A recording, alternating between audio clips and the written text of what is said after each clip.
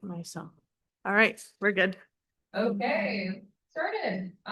Thanks everybody for coming today. We've got a couple different presentations from WAMM, but we're gonna start out with kind of covering the design basics. So let's just get right into it. This is graphic design for community organizers. So not graphic design for concerts, not graphic design for wedding invitations, for community organizers. Okay. So basically the goals of this specific presentation is, we want to move people to action with our graphic design. We want to popularize slogans and demands. We want to inform and educate people. We have a very pointed thing we're trying to achieve. And so we're going to give you graphic design tips that are, from that world. Also, I think in general, our graphic design should be accessible. It should be timely, meaning a bad graphic is better than no graphic. And it should be motivating. We're trying to get people in the streets. So what we're going to cover, we're going to go over kind of tailoring your content to the specific events that you're trying to have as an activist. We're going to talk about some design principles that will help you make your graphics look very stylish and readable. We're going to talk about mistakes to avoid. And then lastly, kind of how to develop a sense of style, because we want to take our graphics to the next level of just, they're not just functional, they're also stylish. We're not going to teach you how to use software. So if you thought this was a Canva tutorial, I'm so sorry, it is not. They're going to cover that later in the event. Okay, here we are. I'm Olivia. It's Charlie. Hello. I'm from the Minnesota Abortion Action Committee. Charlie's from the Climate Justice Committee. So those movements kind of inform our approach to graphic design. Let's get started. Okay. So I'm going to let you look at this graphic for like 10 seconds. So pretty. Oh my god. Okay, that's enough. What do you remember in that graphic? Shout it out. Abortion Action. Abortion Action Committee new members meeting. Anything else? November 14th. November 14th. Here at the Lucy Carson Center. I remember it well. Okay. Great. That is sort of a demonstration to say we need to make graphics that can be seen at a glance. People are walking down the street seeing a flyer put up. They're not going to stop and necessarily look at it for a whole minute and a half. So you've got to grab their attention with the relevant information. So here's kind of the breakdown of the graphic. We've got a slogan and the tagline up top, which is in a pretty small font because it's actually not the most important thing for you to read. The most important thing for you to read is that this is a new members meeting. So that's in a big, bold font.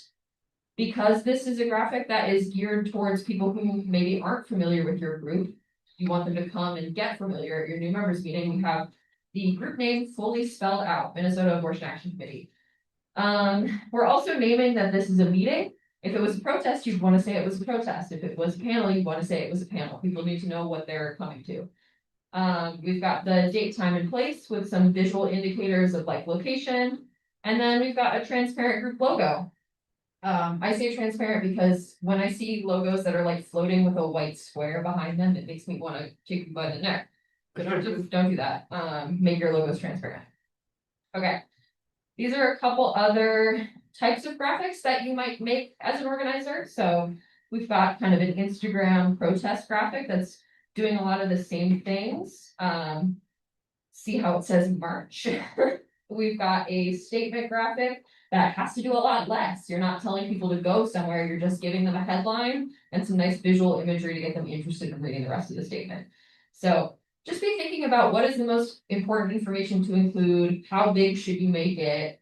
We'll kind of go over, hierarchy of information later and how people read things and, but this is kind of a teaser of that. Then we've got an info sheet or a poster. So this is something that you would print out and put up in your neighborhood as opposed to put on social media. So it's got some kind of different stuff going on. It's got a lot more information spelled out for people because they're just random people on the street. They don't necessarily know about our organizing. It's got a QR code so that people can learn more, scan it off their phones. It's got our social media handle. Basically, this is your most accessible graphic.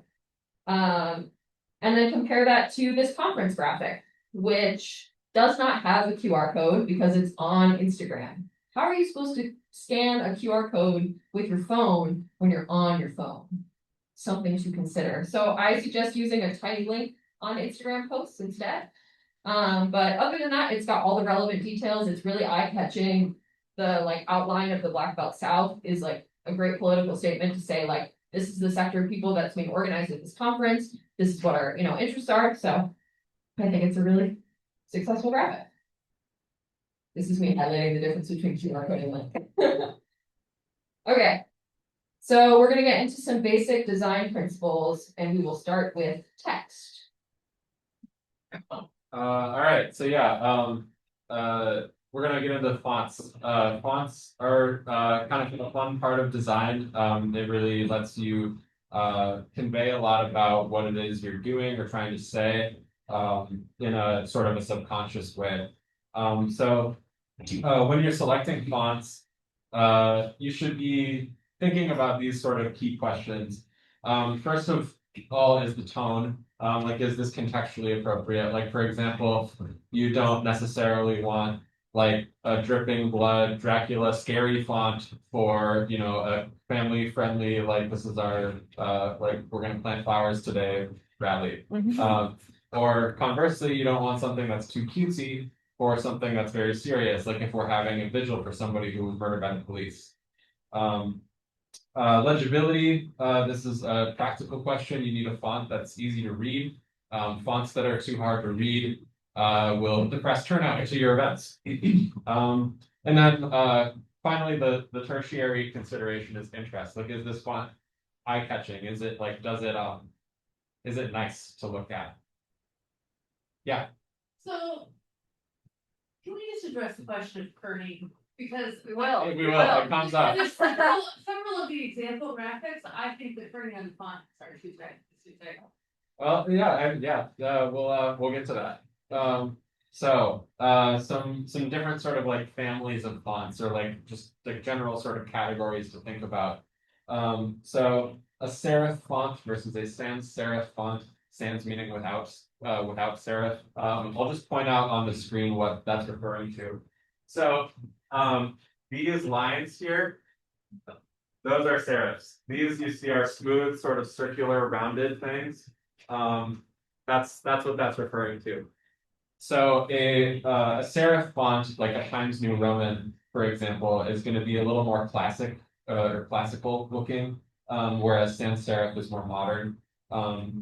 Then you have sort of like fonts that are wide fonts or condensed fonts. There are other sort of more technical terms for these, but basically the gist is that you need to be thinking about the fact that your text makes shapes on your graphic.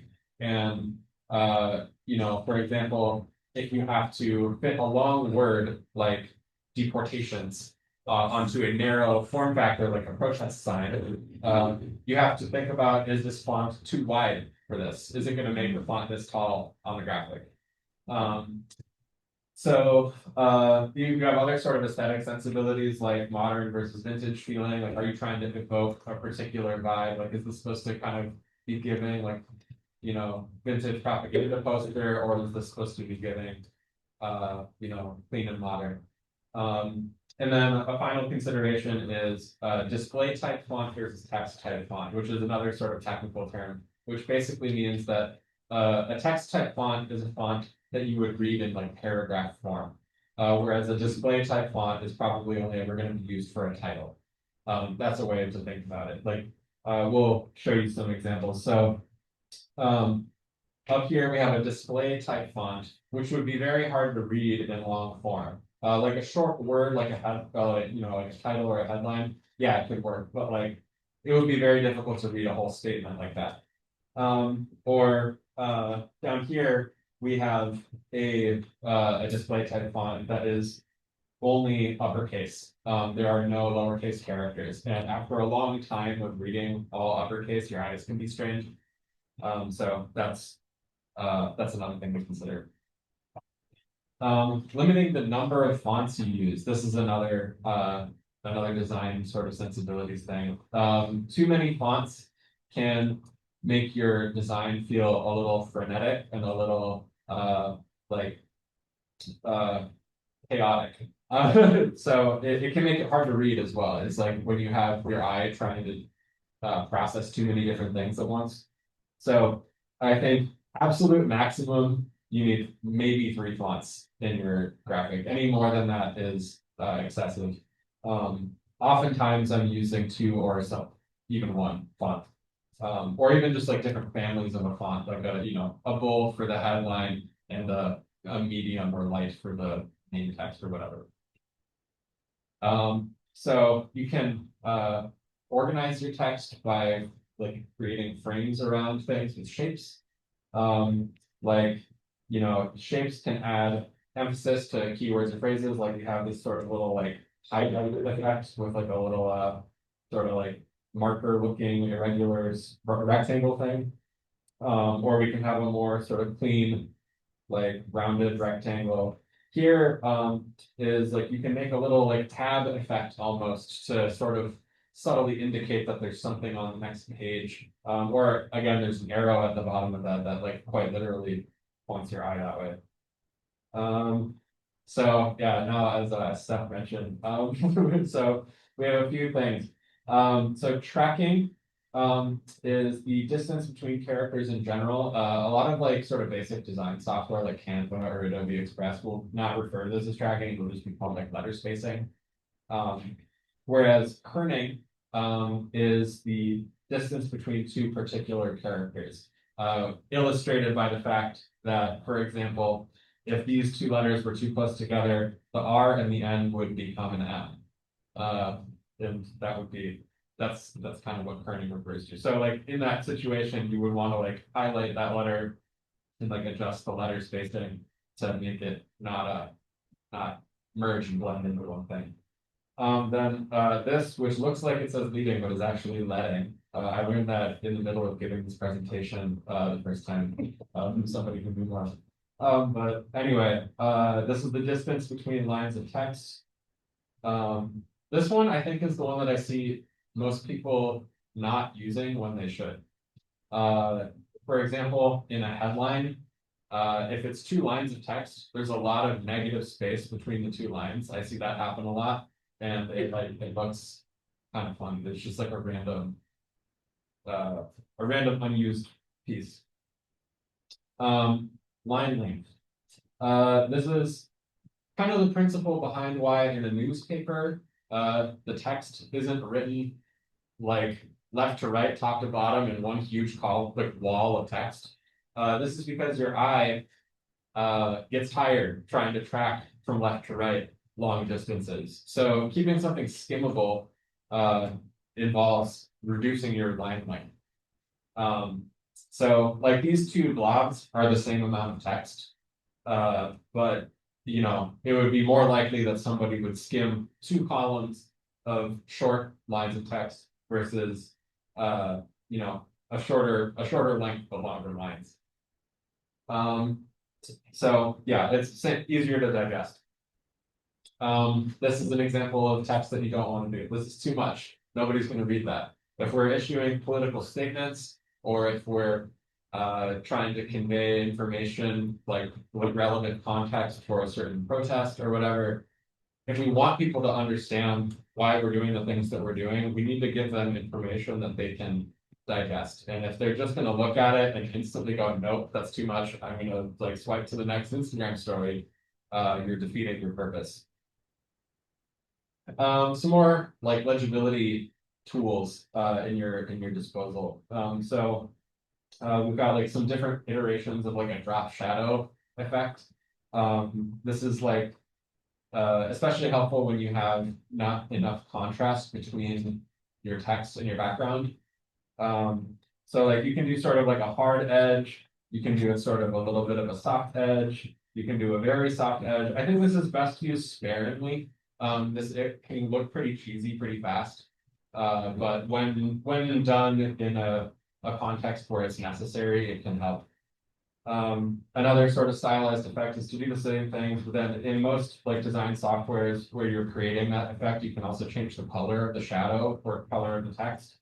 And there are a few examples of different iterations. Yeah, we're gonna move on to color. Okay. Awesome. So things to think about as you approach choosing your color palette for a graphic. We want to keep our color palettes simple. Same reason that we don't want to use too many different types of fonts in a graphic. We're trying to make things readable. We're not trying to overwhelm people. So keeping a simple color palette is important. We want to think about contrast. So this is how different in color the text is from your background or your image is from your background so that people can actually read it and it doesn't blend into the overall color of the image. And then subject matter is kind of like, what are you trying to convey with your color palette? What's the subject of your event versus what colors are you picking? So I'll talk more about each of these individually. So why do we want to keep it simple? We have to fit a lot of information on our graphics. It can be very overwhelming just to achieve all the text we need to get on there, especially when people are like, can you add a fourth demand or whatever? But you know, maybe it's politically relevant that we have a fourth demand, and so we got to fit it on there. So having a simple color palette will help, you know, the other elements feel less distracting.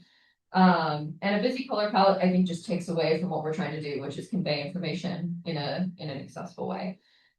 Simple color palettes also stylistically, I think, just look cleaner. They look nicer. They're more pleasant to the eye.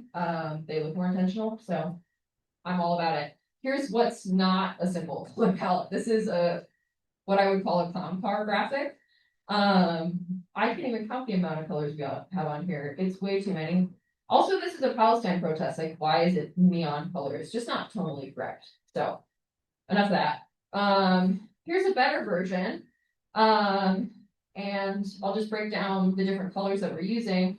So, we've got two main colors, and then we've got black and white. I know technically black and white are colors or aren't colors. I don't know. I actually don't know where we land on that, but I don't view them as colors. I don't, you know.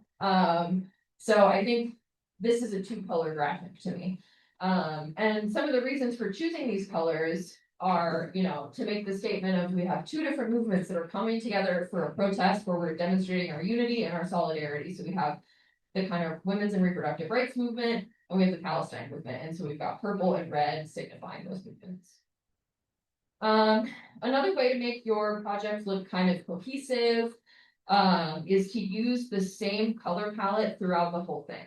And I'm talking about for your text, for your little cute graphic images, for your cutouts, for your backgrounds, making sure everything follows the same color scheme just makes it look nice and clean. And so we've got a more complicated color scheme here, but it doesn't look too overwhelming because we're just reiterating those same 5 colors. These are a couple different color schemes that you can have in your back pocket if you really don't know where to start. I'll be honest, I've never like consciously thought, oh, I'm doing a, you know, analogous color palette right now. But this is kind of the design theory of what colors look good together, whether they be opposites on the color wheel or adjacent to each other on the color wheel. These are some directions that you can take that.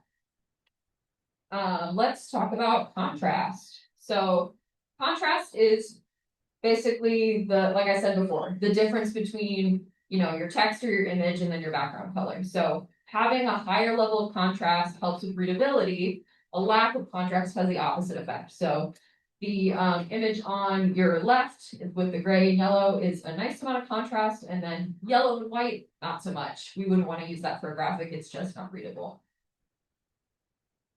Something else to consider, a lot of us are printing in black and white to save money. So you should be thinking about designing graphics that have enough contrast that you can still read them when they're printed in grayscale. This is like fine. I would never design this intentionally to be printed in black and white. I would use a white background to save money on ink, but like technically it has enough contrast that you can read all of the text. So that's kind of the most important thing. So just something to think about. As far as subject matter goes for our graphics, like what do our color choices communicate? What are different associations that people have with certain colors? Is it appropriate for the tone of the event to be using this color palette? These are all questions that we should be asking ourselves when we're choosing color. So I'll give a couple examples. I think in the abortion rights movement, we can be a little more fun with our choices. And not that only women have abortions, but I think we tend to like more feminine colors. I don't know, like it's kind of like cute, girly vibes. So here are some options that like you might see in a MNAAC color palette. Not that colors have a specific gender, but you know what I mean. How people view them as gendered. In the Palestine solidarity movement, we're often evoking colors from the Palestinian flag. But maybe you want to do a couple offshoots of the traditional, red, green, white, black. So you do gray instead of black. You do a light green instead of a dark green. You can kind of play around with it. In the climate movement, I think this is pretty obvious, earth tones. So things that evoke soil, grass, water, etc., the things that we're fighting to defend, maybe you can represent those in your color palette. So here they are all together. And that is color. So we'll move on to layout. All right, so first and foremost, the thing that is going to dictate everything else about your layout is how is this graphic being distributed. We've made a lot of overt references to like this is a flyer or this is a social media graphic. Like this is that question. It's like how is this going to be distributed? Sometimes it's for multiple things. Like sometimes you need a social media version and a half sheet version to distribute at the protest. That's the format question. And then this layout question is, do the important parts stand out? Like where your eye is drawn. And again, the style question of like, does this suit my overall intent? So these are some common aspect ratios that people should know. Feel free to like take a photo of this or whatever if you need to, or write it down. These are things that come up all the time. So on like a standard printer sheet of paper, that's 8.5 by 11. A half sheet, you turn it on its side and you print on those. A quarter sheet is what it implies. And then a little note is that you'll notice how a quarter sheet and a full sheet are the same aspect ratio. Like if you were to take the full sheet and shrink it down just by the same same length and width, you end up with quarters that are even, whereas that's not the case on a half sheet. A half sheet is its own thing that is taller and narrower.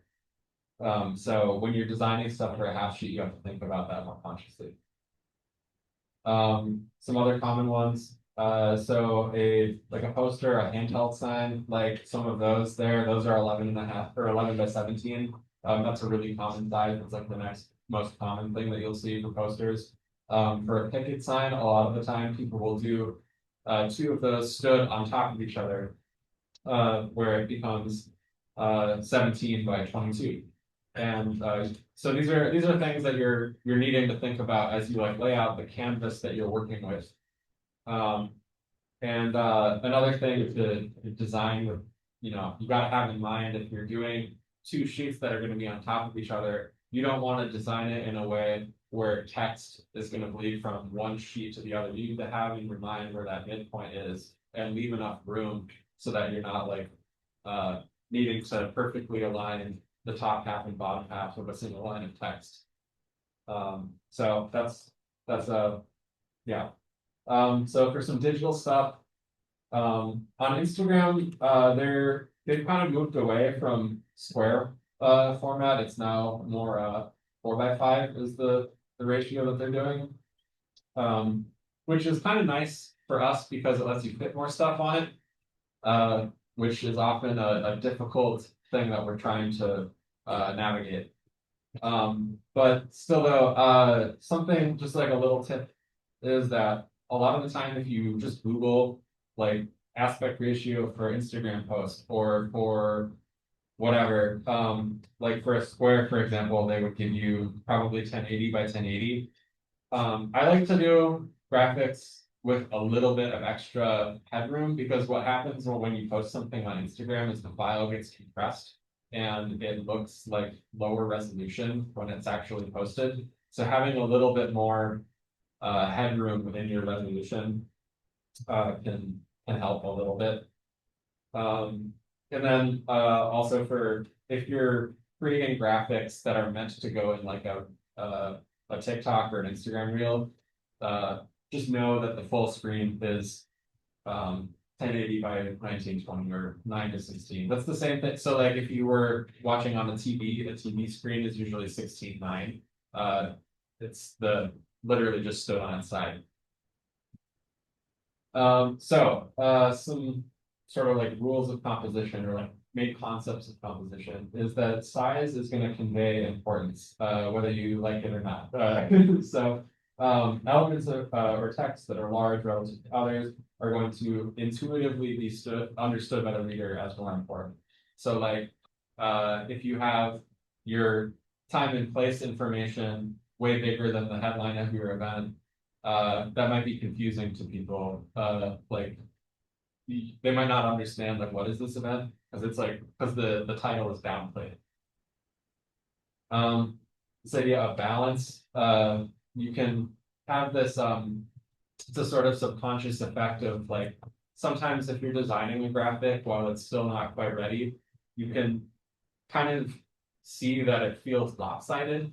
Like if there's a sort of like this side has a shit ton of stuff on it and this side has almost nothing on it, it can feel it your eye is drawn to the fact that there is that contrast there. So knowing when and when not to like balance your image with some other element is an important thing to consider.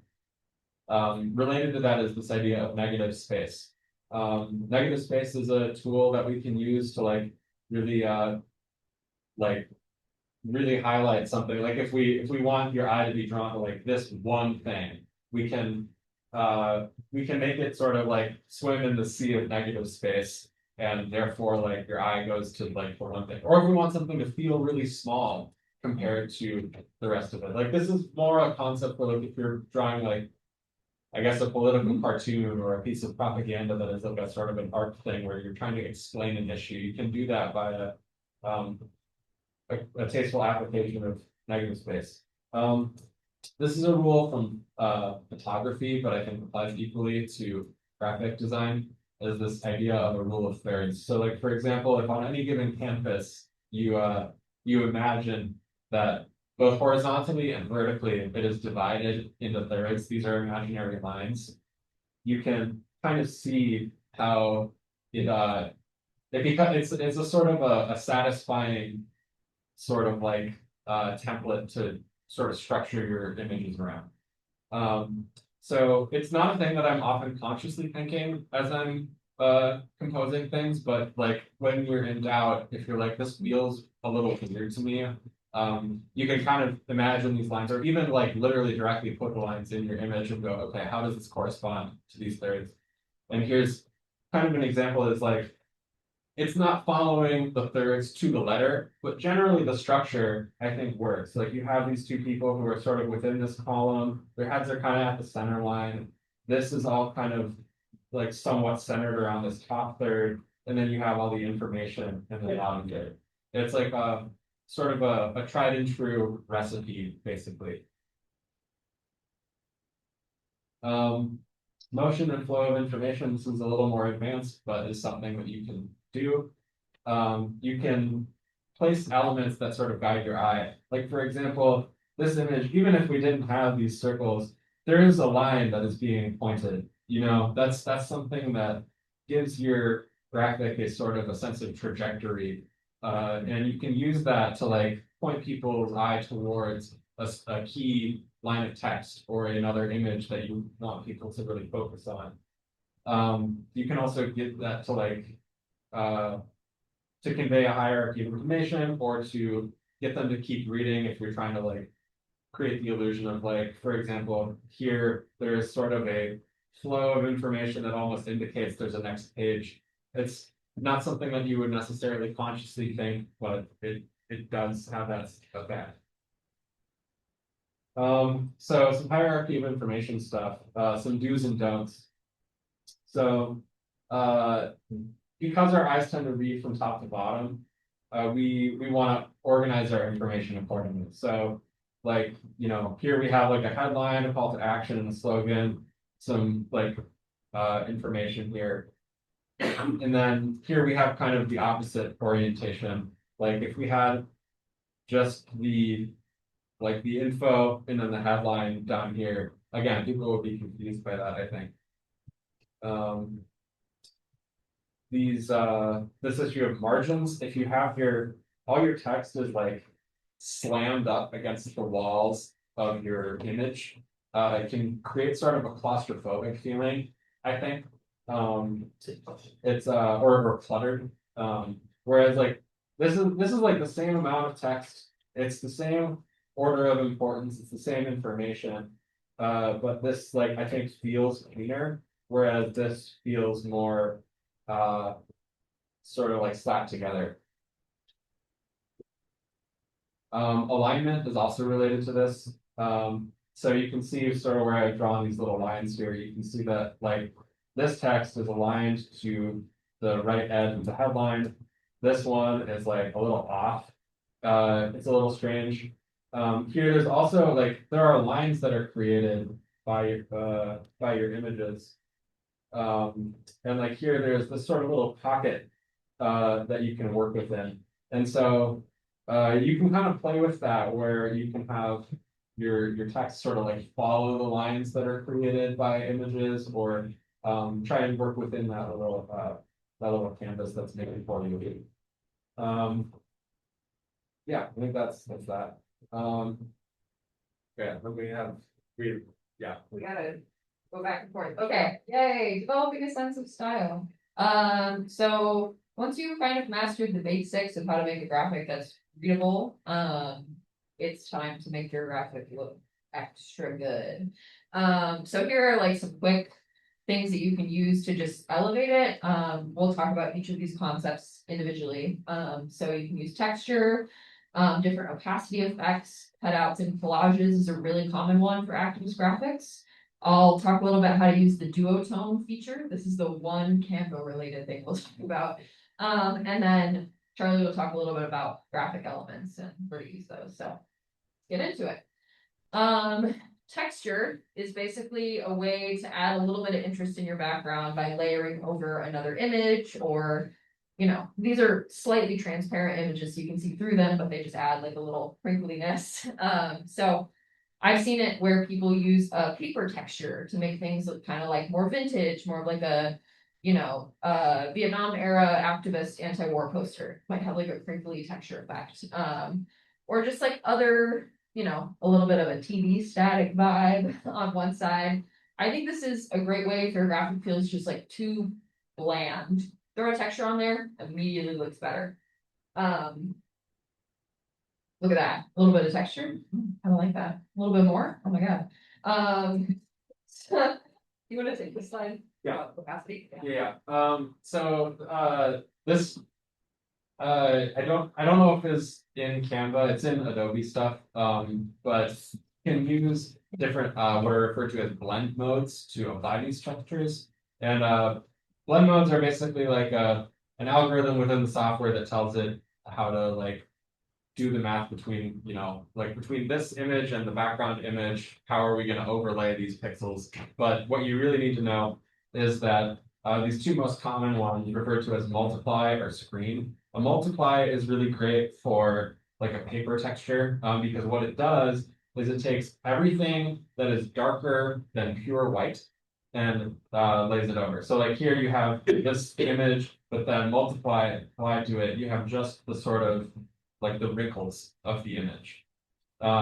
Or screen does the opposite, where it applies everything lighter than pure black. So we have a black background with some sort of like dusty, gritty, grimy texture, and then we apply screen to it, and it just applies that sort of dusty look. Yeah, that's a tool. I use it all the time in basically every graphic. If you see one that looks like this, you might think, oh, I think Charlie did that.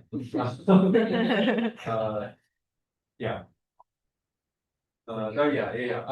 So photo backgrounds. You can you'll need to be kind of selective about what photos you're choosing because oftentimes we're putting text over it. So you're going to need to choose a photo that you can put text over, both in that the image isn't too busy, and also in that you don't want to cover up things that are relevant. Like you wouldn't want to put a picture of like, you know, just some person's face like right behind this big wall of text. Like it would be weird.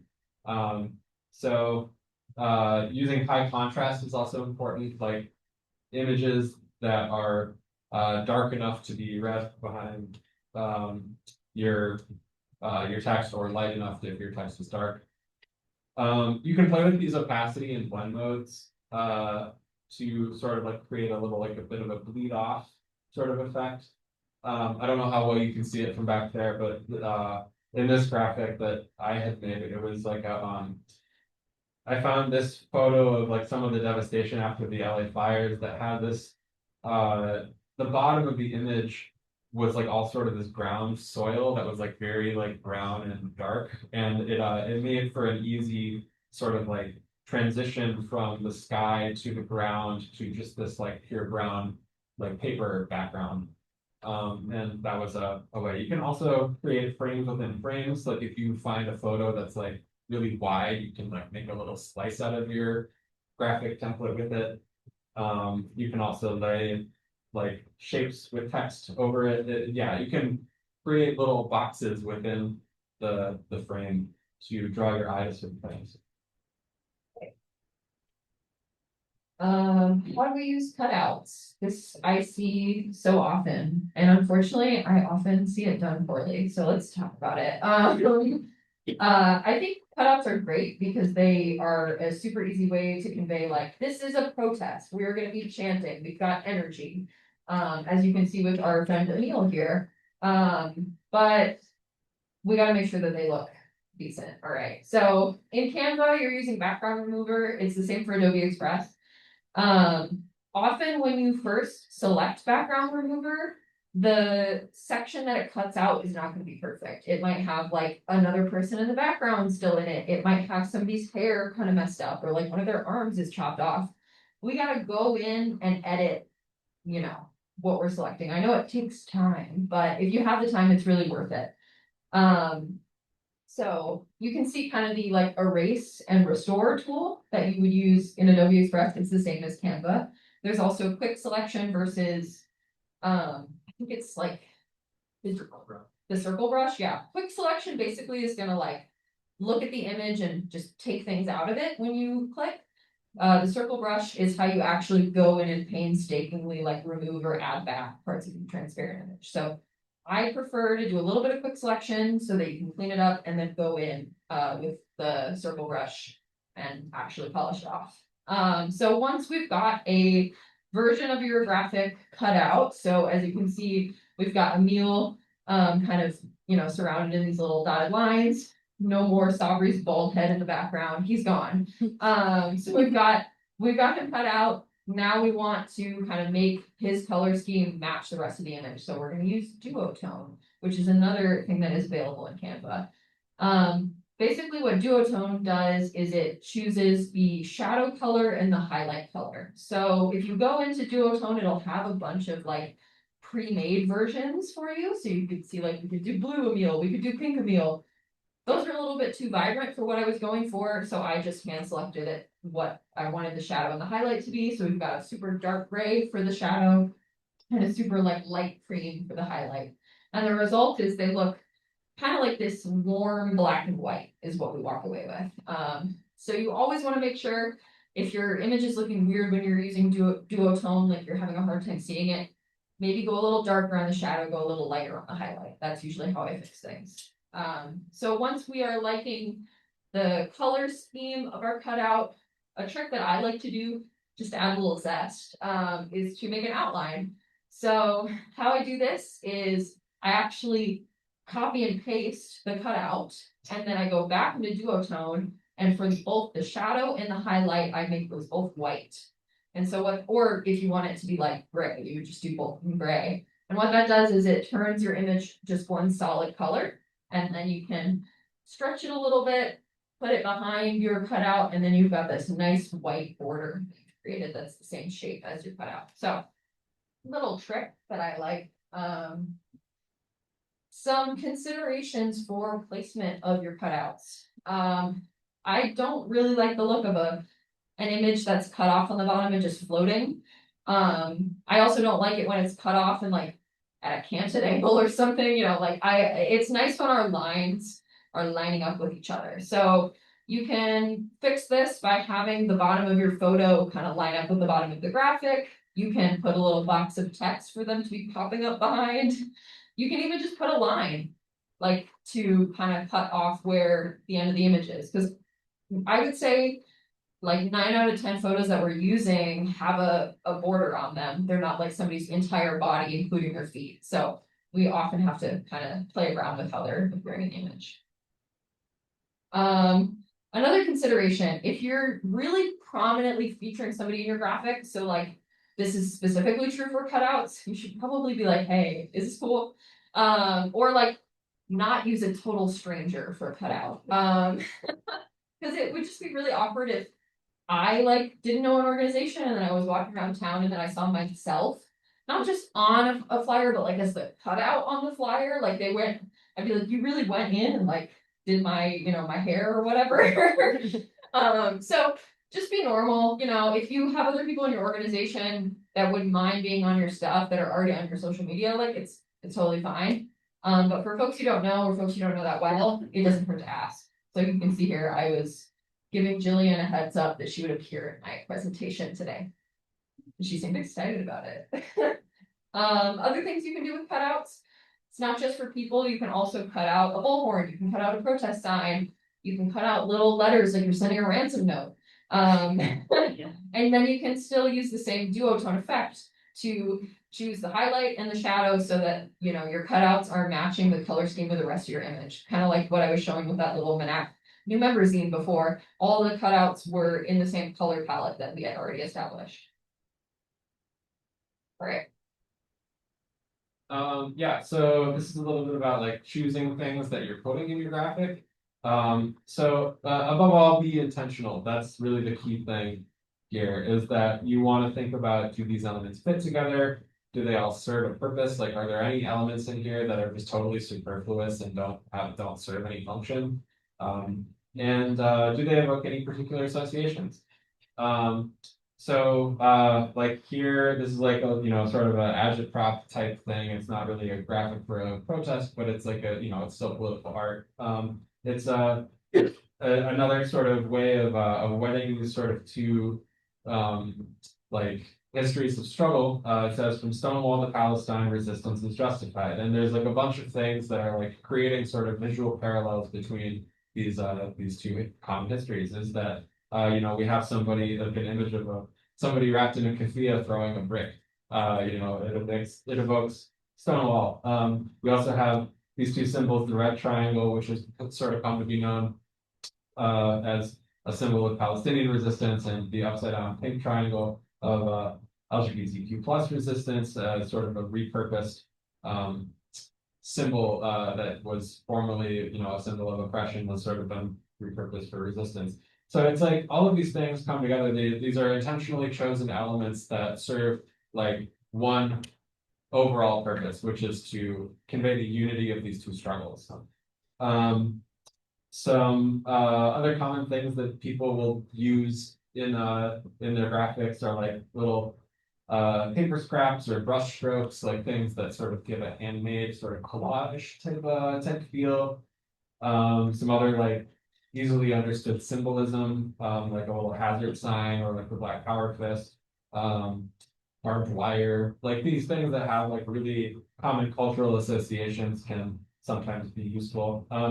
These are just like practical tools, like if you want people to email you, like having the little mail icon, or if you want them to follow you on Instagram, the little Instagram logo, you can put those next to your handle. Like you can have the little Instagram thing at Find the Justice MN if you want to follow us. Yeah. All in all, like these are common tropes. Like when I say avoid cliches when possible, that's a subjective call. That's a thing that you have to kind of just like take stock in your mind. Have I seen this done a million times? Is that okay that I've seen it done a million times? Is it a thing that I'm like, am I drawing a line of continuity between my graphic and a history of struggle, or am I doing something that is just passe? I don't know. So you can also emulate or reference other designs, like this one for Earth Day 2024. Climate Justice Committee did a collaborative march with the Anti-War Committee to draw All Eyes Palestine, because we thought that's what was important for that Earth Day. And so for the graphic that I did, this is just a little thing. It's like, you know, nobody else would have known this but me, but I think it makes it it's a subtle connection, is that I had seen this poster on there's a really great website if you've never looked at it for like graphic inspiration. It's called the Palestine Poster Archive Project. It's got a huge collection of like Palestine posters that are really amazing to look at. And anyway, I was browsing it and I had seen this one that had a poem by George Habash, and it had this orange tree on it. And I thought it would be fun to, for the Earth Day protest, put that out and put that in the background here. And again, it's really only ever going to be me who knows that, unless you're like a real Palestine poster head. But yeah, it's a way that you can, if nothing else, subtly elevate your image. It's kind of like sampling in music. You could also do something way more overt. Like this is a Iranian poster from 1980 denouncing US meddling in their country. And if we were going to be holding a US out of the Middle East protest in the modern day, it could make sense to just evoke that directly. It's like this is a famous design that we're highlighting by using that this is a fight that has been going on for a long time. Again, more often it's better to be subtle, but sometimes this works. So that's all that we're gonna cover for today. Other presenters will go into more detail about other things, but hopefully, you know, some of the design rules that we covered will kind of guide your ability to make, you know, graphics that are both interesting and also like accessible. And you know, rules is kind of a loose term. I think it's most important that your stuff is functional and that it has the impact that you want it to have. And these are just tools to help you do that. Because at the end of the day, we want to bring as many people into the fold as possible, right? We want to reach a broad audience. We want to build a broad struggle. So how do we do that with graphic design that everybody can read and understand? Also want to highlight, you know, the only way that we improve is through practice. So at first you might need to be making a graphic and being like rule of thirds, you know, like consciously applying these concepts. But then you get to a certain point where it starts to feel intuitive. So feel free to share any of these resources with others in your organizations or in your networks. We have a QR code where people can access all of these slides. So it's just a Google Drive link. You can save it from there. But yeah, thank you for listening. And if we have time for like a question or two, we could take some questions. Yeah, Steph. So when talking about the aspect ratios and the purpose of posters, because I often do printing, I just wanted to add to your presentation that most printers, unless you're using a professional commercial printer, don't actually print all the way to the edge. They leave a 1/4 inch margin all the way around. So when you're designing graphics for like half sheets and 1/4 sheets in particular, it's really important to keep that in mind, and also keep it in mind that if you want neat half sheets where there's a uniform margin all the way around, you have to incorporate that 1/4 inch into your design. So you should have a half inch column of white space between your graphics, so that they get a half sheet graphic the same on both sides. Yeah. Any other questions or comments? Cool. Well, we won't take any more of your time. Thanks so much.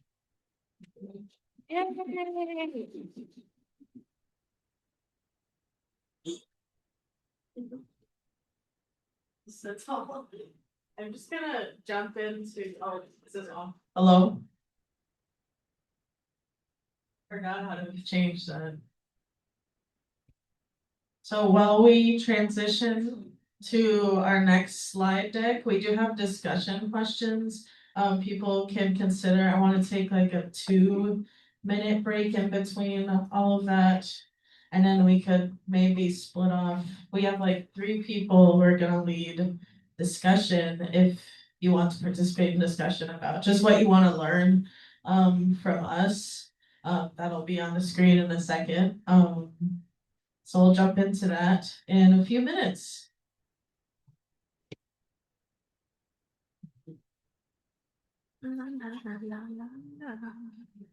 I'm gonna screen share my Google Chrome. Where did it go? This one?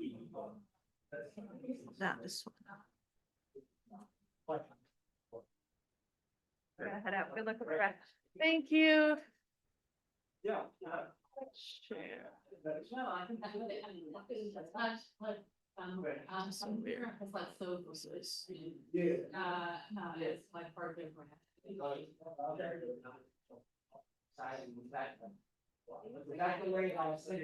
There we go.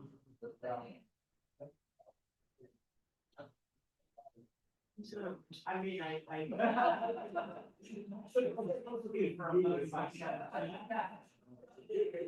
Well, so, Yeah. so, please identify. So that's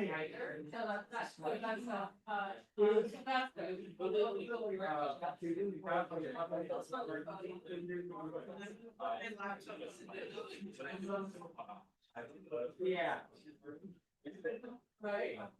Yeah, that's I mean, you can't, I don't think it was like that, I mean, I think it's so. So. what else? I mean, I did.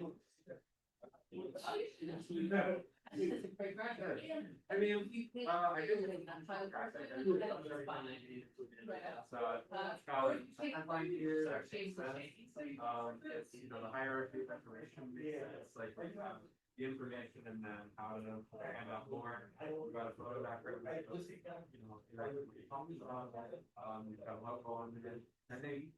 So it's about what's the like useful. I don't know here. Then like. Yeah. Honestly, it's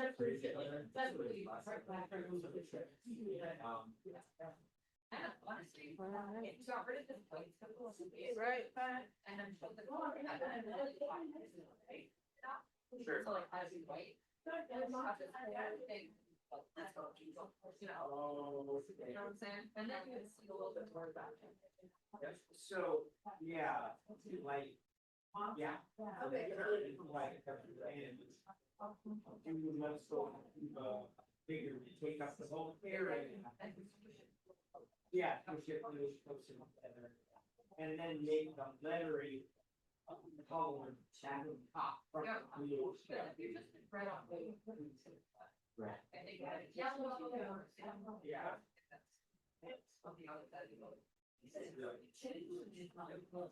Another thing.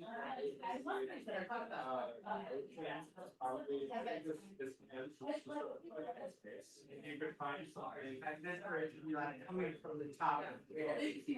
Yeah, I think like, you know, the fact that we're, you know, idea coming out from the side of, you're just like, or something. Yeah. So like, that's something I would play with, is like finding somewhere to have that. But. Yeah. I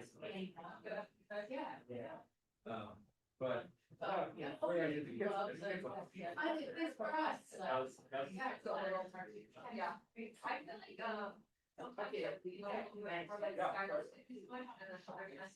there's only one, I think if I get one on camera, as I. Oh, quarters, where you're like buffing out and make my mix. Yeah, I know it. Like, I'm the, where is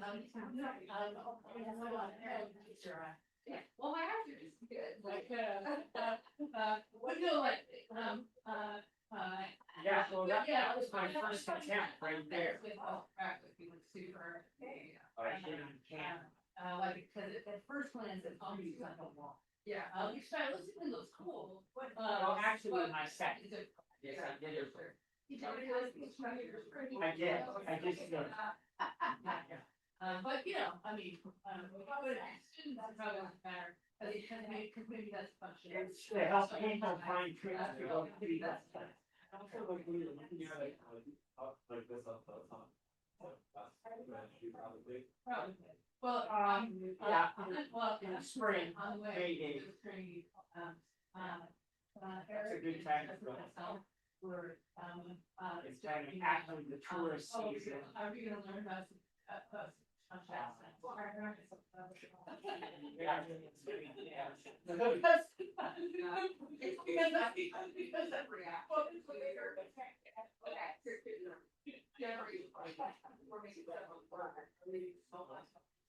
Oh, yeah, so this is a reaction to that, my process, yes. Also people use word for layout, that's always, Leave it alone. Don't anymore, okay? Yeah. I think it's very fire from over that. No, I know, and that is 100% an issue.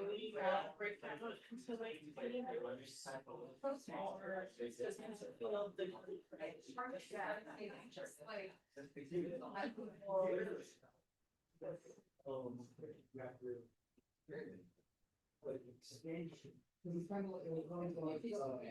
Like I had a good one. Oh, yeah. But it's all about. Oh, I think probably ask questions there.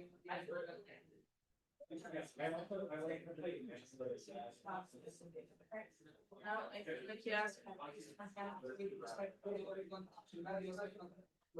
As an ask about something. Yeah. Exactly. Yes.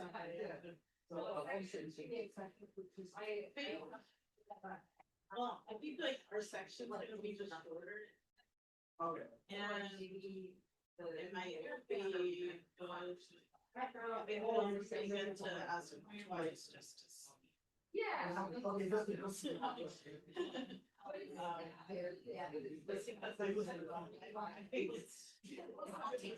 But I also don't really know. Yeah. Like right now.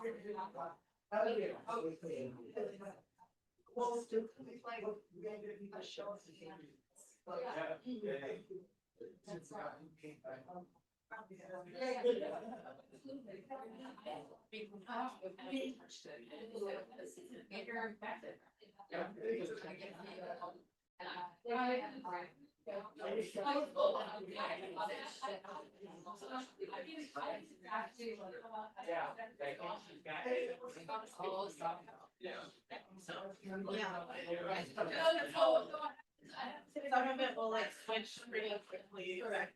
So we actually have a project. And That's very good. I still don't know. How you find out?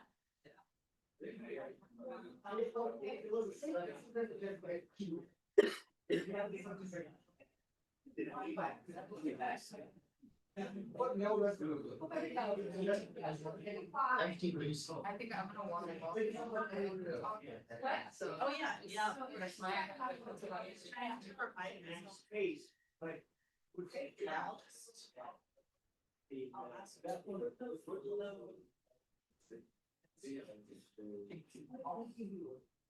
All right, so thank you everyone who came and who's still here.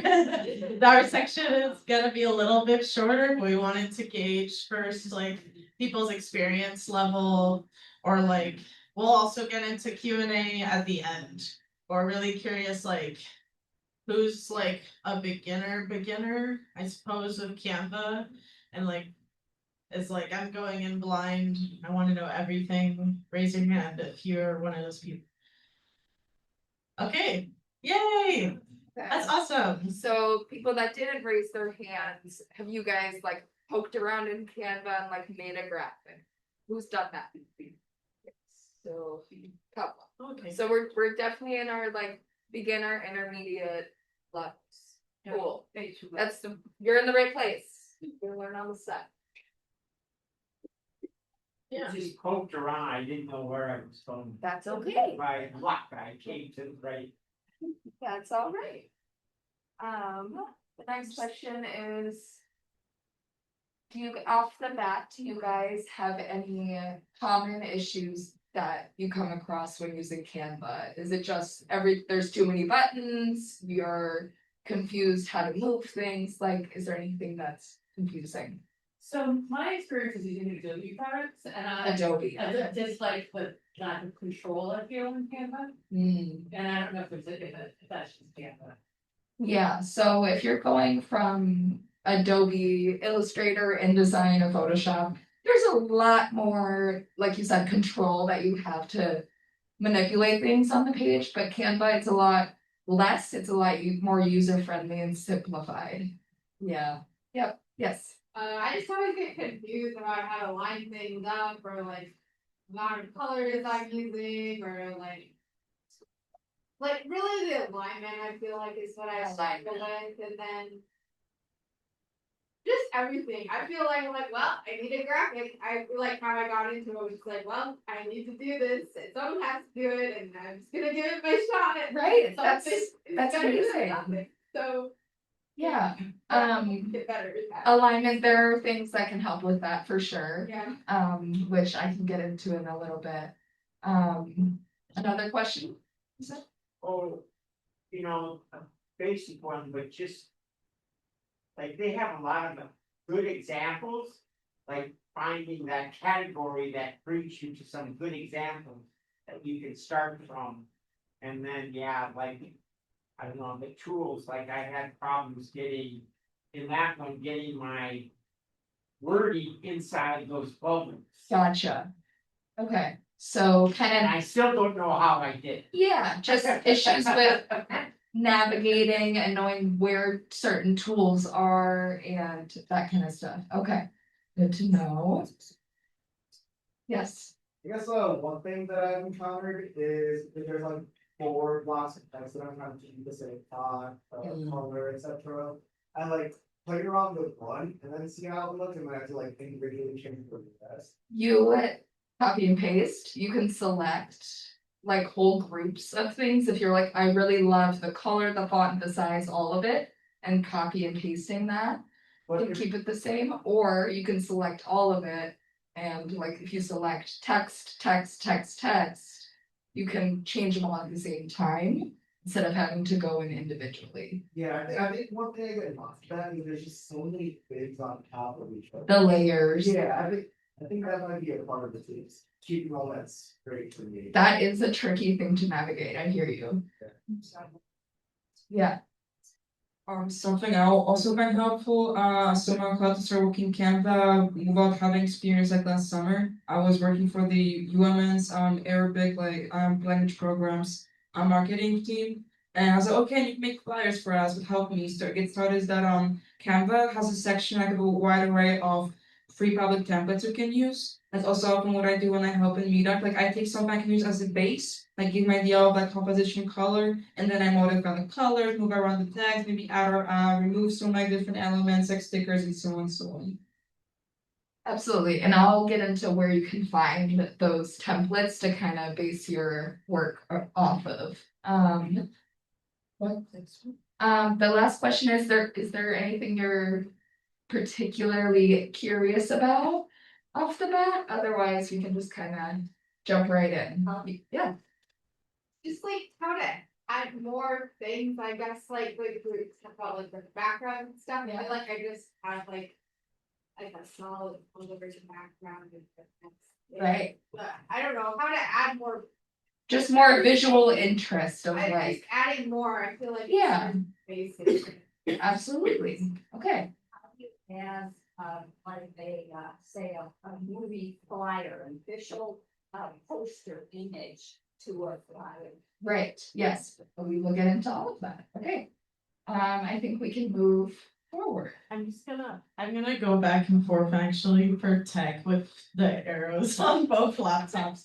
And I have a laser pointer. I forgot to That's so give to you. So let me turn to the next one. great.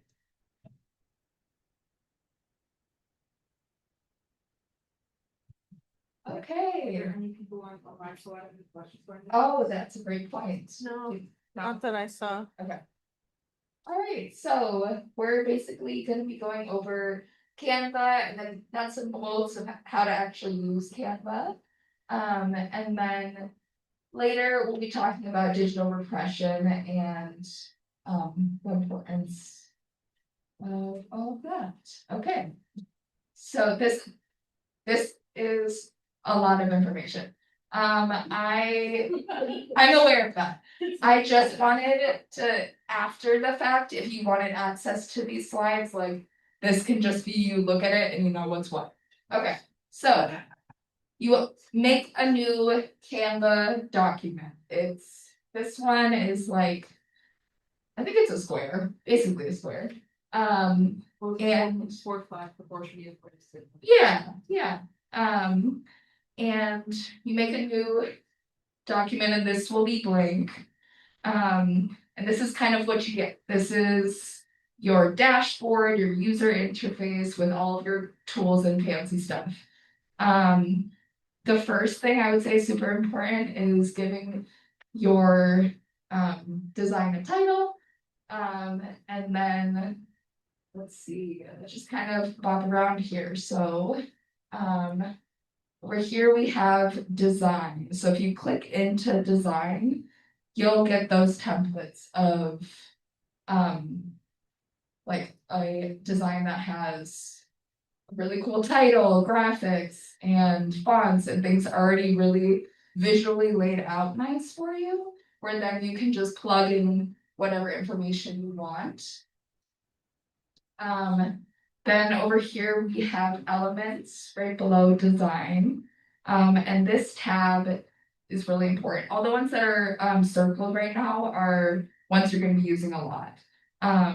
Elements has symbols and shapes and numbers, generic pictures, textures, all of that good stuff. You'll find in elements. And then we have text, which is if you want to like add a text box like this, you would just go over here to text and you can add that in and change fonts and all that good stuff. And then uploads is where we'll get our actual photos and cutouts and that kind of stuff. So if you were wanting to add an actual movie flyer photo, this kind of walks you through how to do that, but basically if you have it like saved on your desktop, you can drag it on to here and just drop it and it'll upload. Or if you want to like click into here, you can select like upload file and then it'll show you all your downloads on your computer and you can upload like a specific one. And then some other important things. This little icon here duplicates, like copies your exact page and creates another one. This icon adds just like a brand new white blank page.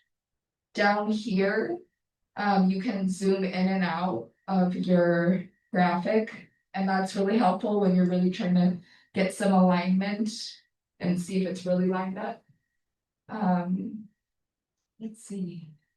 Oh, if you wanted to see your design just like fully full screened, then that's that little expander there. You can share designs with certain people, and so that's what you'll see up here with like Robin has access to this file. And then this is the other really important thing.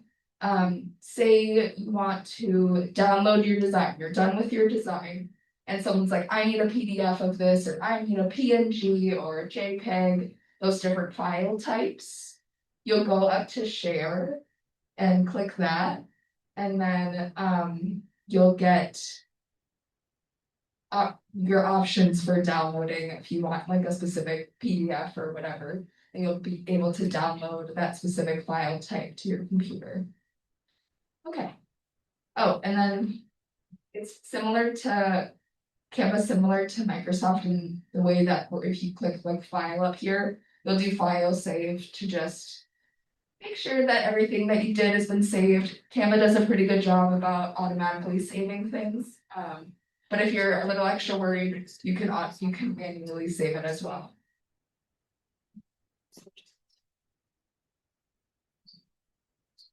Next one. Yes. Okay, so, this is another one where it's a lot of information. It's more so that you guys know what's what. But say you're in Canva. This is my example section here, and you want to edit this body of text. So you click into it and you know that you had selected it because it's purple and it has these little expander grabbing points.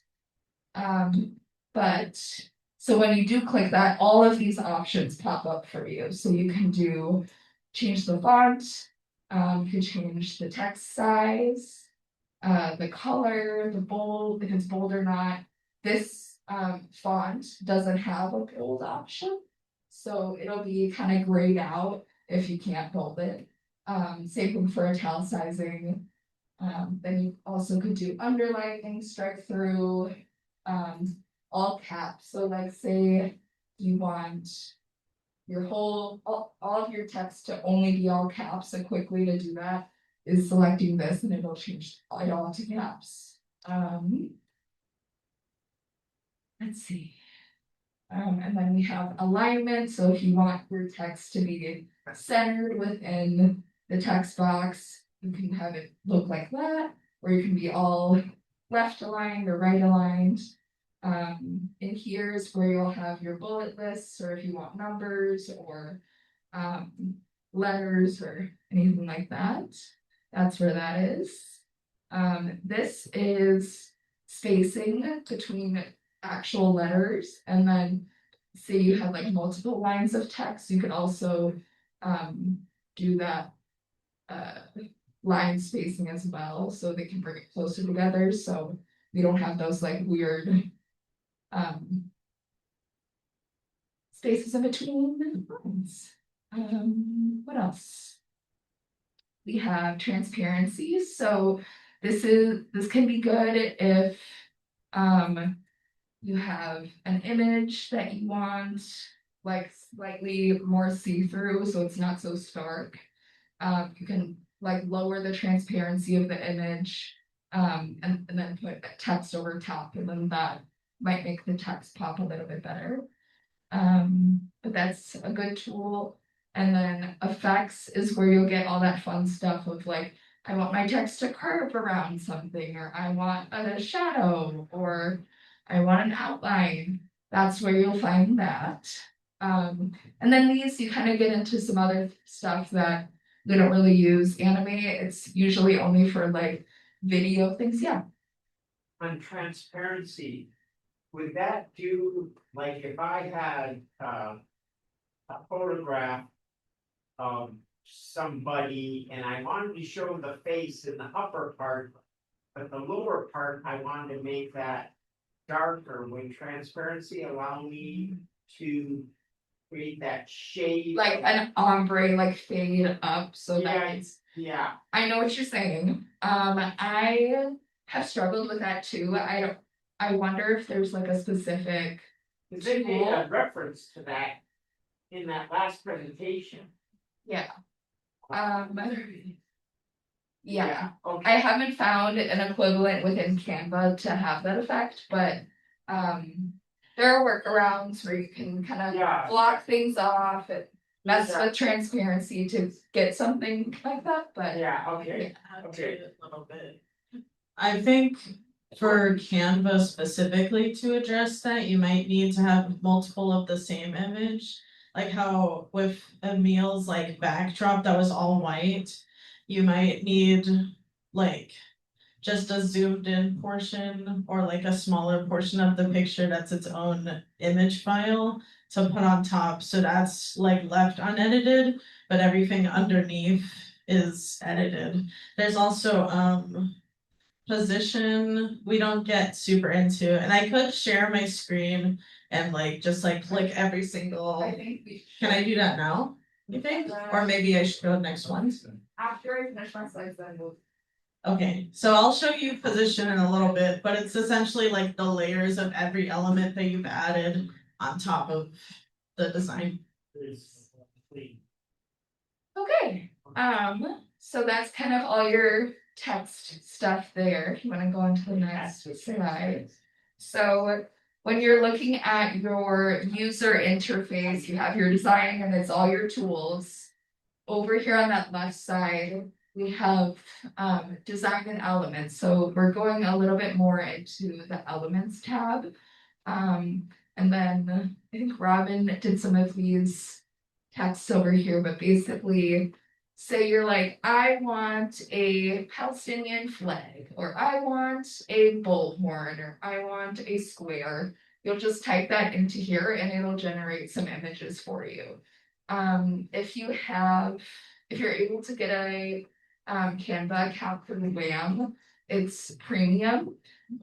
So there's like, if you see this little crown, that means it's a premium feature or a premium graphic. So if you use it, it'll just have kind of like watermarks over the top, and it won't really work out great, but there are a bunch of free ones as well. Let's see. They do have an AI option. You can use it. We're just not gonna promote it because personally we're not fans of AI when we're doing art. And there's a lot of autonomy and just ability for you to create your own art within Canva that there's really no need for AI here. And then recently used is great because then you can see like, oh, I always love using these little shout line shapes. That's really good. So those will usually be in there for you. And then these are kind of some inner workings of Canva. So say you have this square and you want to copy the square, or you want to lock it in place on the page.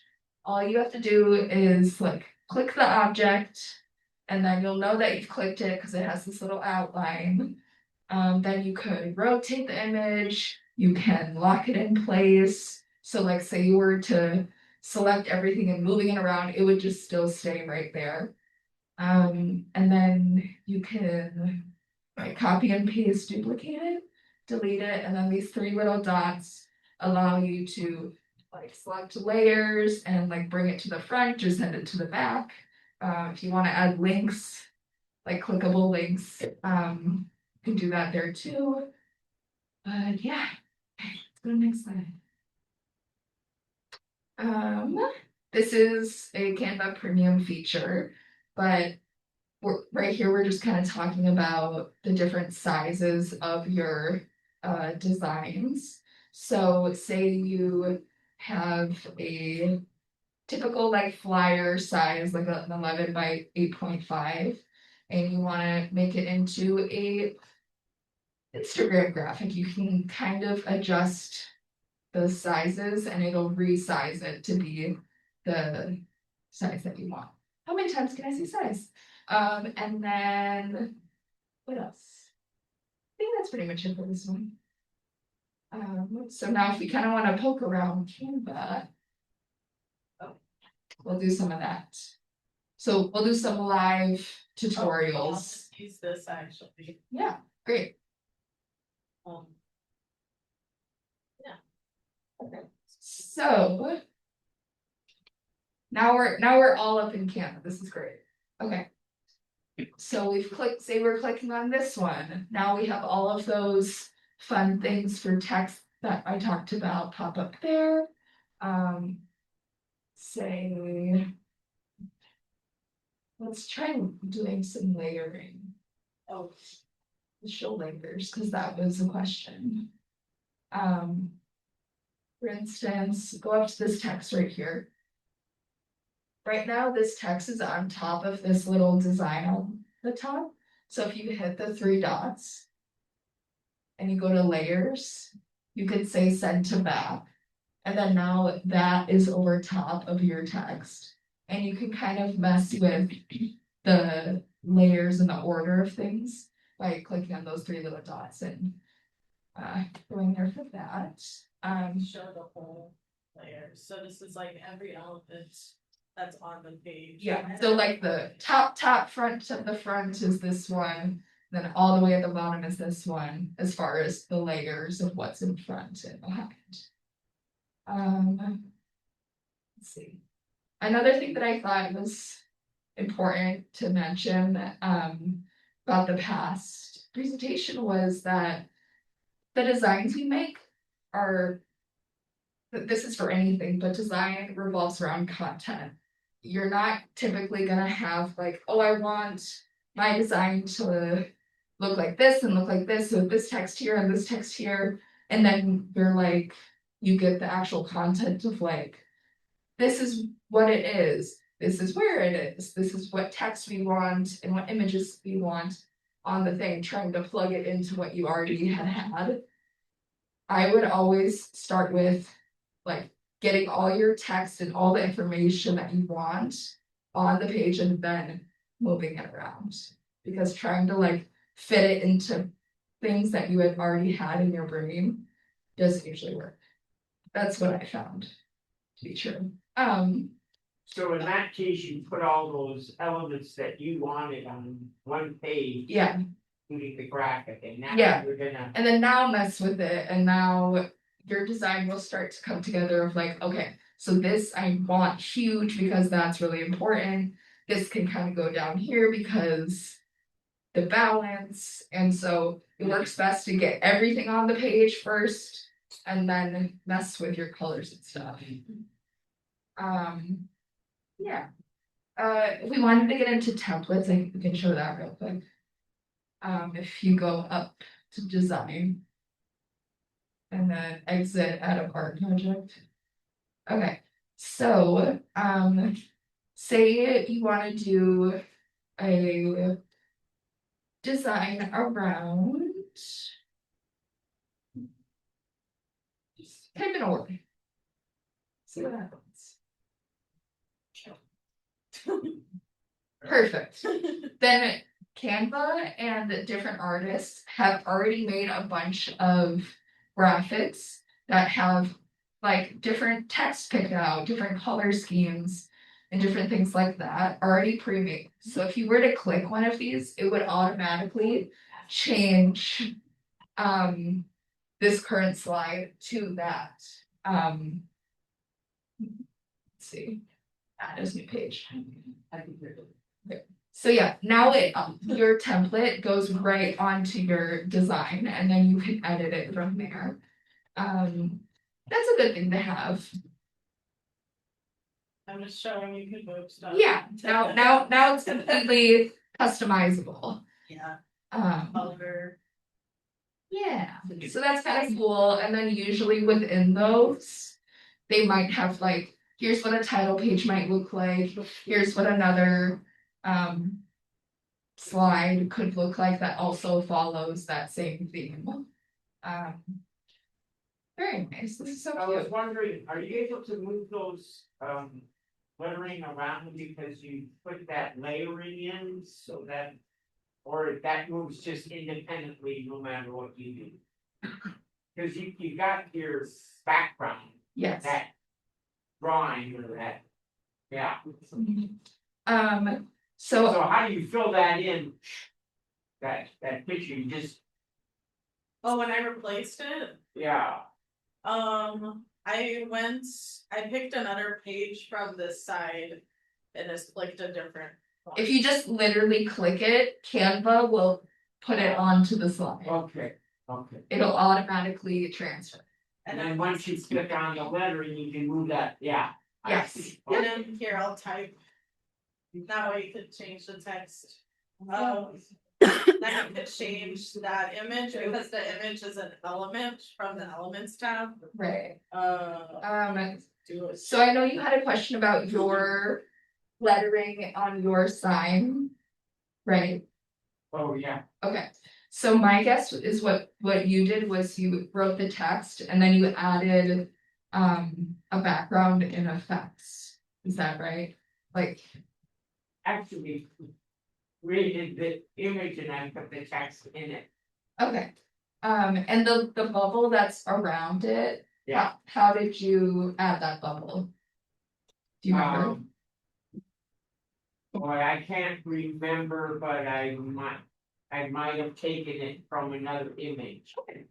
Because there's two ways you can add a background like that to text.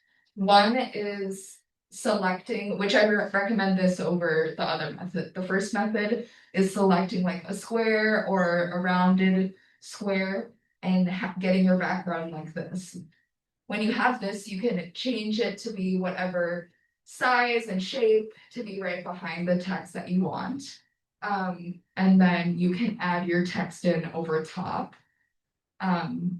It does have the option for you to type within the box, but usually that doesn't allow for as much manipulation and freedom.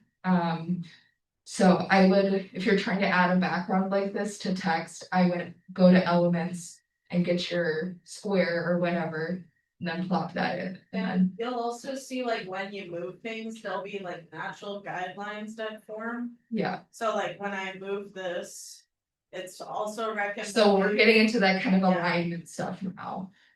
Where you, like, if you move it all the way to the center, you'll get, like, this is a center line of the whole page, and we're just kind of working with that. There's also a way within settings where you can add grid lines that help to keep things all lined up nicely.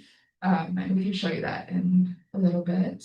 So how would you get that writing, like, this is a paragraph I'm writing right now, how would you take that lettering and put it in that big?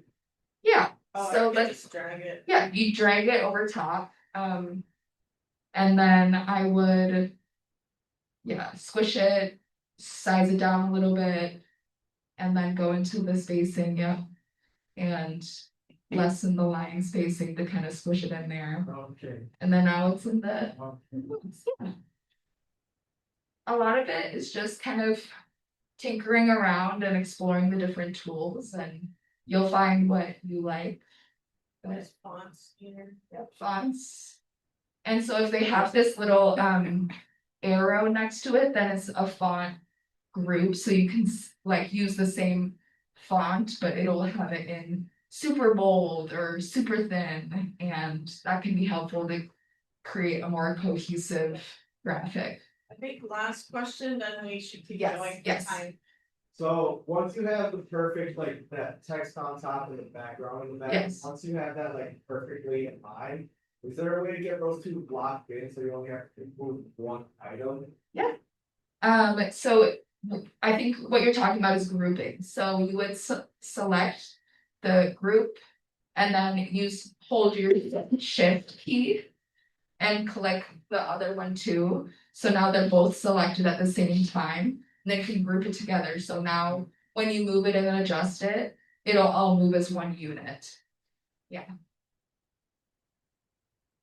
Yay, okay. We'll answer a lot of these more specific questions at the end, but we'll keep this going. Great. Thanks so much, Abby. Let me get back to this slide, and I'm just gonna move along and pass it to Dante because this is just this was purely like my bias and some of my favorite title fonts. Like if you're looking through display options and there's just like a lot, that can be overwhelming.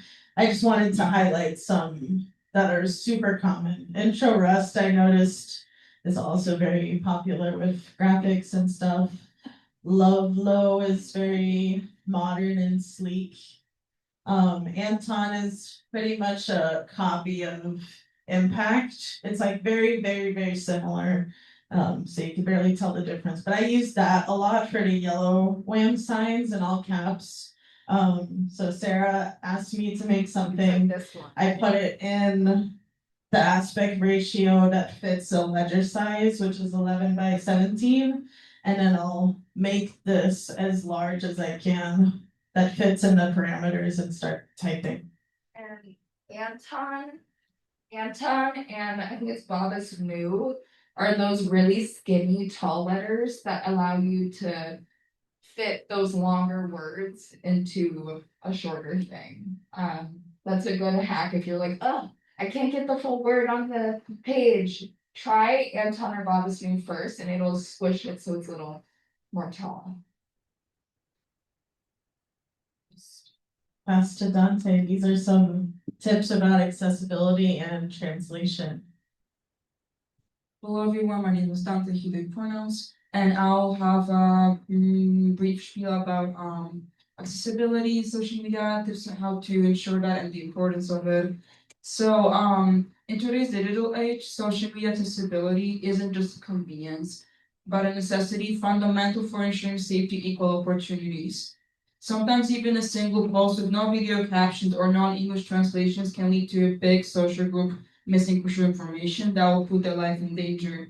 For example, so recently I've been studying for my thesis. I'll be writing about impact of Anglocentrism on language accessibility and technology, and I found out that when Facebook didn't adequately moderate content during Ethiopia's 2020-2022 Tigray conflict, mainly in terms of scaling up local language resources, posts inciting violence spread on the platform a lot, contributing to human rights abuses. Another example could be that, let's say, you're creating pamphlets about immigrant rights or medical guidelines during a pandemic. In the first case, if you don't ensure that they're accessible and also have language options in other than English, people who are actually the most vulnerable will not get the information they should be getting. For example, how people are supposed to know their rights if, let's say, you just have know your rights cards in English, for example. Or I think that I was browsing the website of Translators Without Borders, and they found out, I think that in Nigeria or Ethiopia, most people fail to get information about ensuring their safety and health during a huge pandemic because those resources were not in like local niche languages, and that's a huge deal. Knowing that we have multiple methods of creating accessible posts, both in terms of language and also in terms of things like neurodivergency, disabilities, or anything like that. So first method you can use is adding alt text. As far as I remember, I think alt text stands for alternative text, which is basically that if you have an image, you have also text describing what that image represents, so that someone who cannot see, for example, can still know what is going in the picture. In that option, make sure that you're describing what's actually in the image. You have to be concise, transcribe any text present in the image itself, and don't stuff the graphics themselves with too much text. Secondly, we have adding video captions, which just basically means that if you have audio in your content in your video, you're just adding subtitles to it. Most preferably closed captions.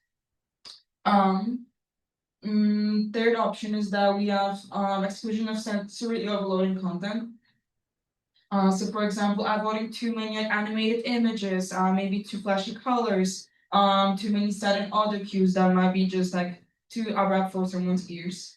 Next thing, as I mentioned multiple times, creating non-English versions of your content. At least in the main languages of the communities your organization provides help to. For example, if you're a migrant refugee rights organization here in two cities like MNAAC is, you probably need at least Hmong, Somali, Arabic, and Spanish outside of English, because otherwise, what's the point of serving your communities if you don't even do it in languages that actually use? We don't want a situation like that one gay club in the UK named themselves Pink Pony Club after a Chappell Rowan song, and actually they said, oh, it's only for gay men, it's not for lesbians, you know? And also, whenever you're creating non-English versions of your social media content, it's important to make sure you're using terminology and, if possible, dialects your main audiences will recognize. For example, let's say sometimes when we work in MNAAC, we will use like lots of complex legal terms talking about immigration law, but many common individuals who don't specialize in that, especially other languages, may not know what some rules and law terms will mean. So you have to ensure that these are simple terms when you translate your content. I know that often when I translate content from MNAAC into Spanish or into English from Spanish, I usually follow the most literal translation and then check with someone, hey, do we have a different established way of saying this in Spanish that we prefer to use? Or hey, has there been some like other synonym of this that we've seen that the community recognizes more and has seen consistently used in our content? And also, yeah, as I mentioned, possible it's good to aim also for the dialect, you know, that the community might know better. For example, let's say, we know that North African Arabic will be way more different from standardized modern Arabic.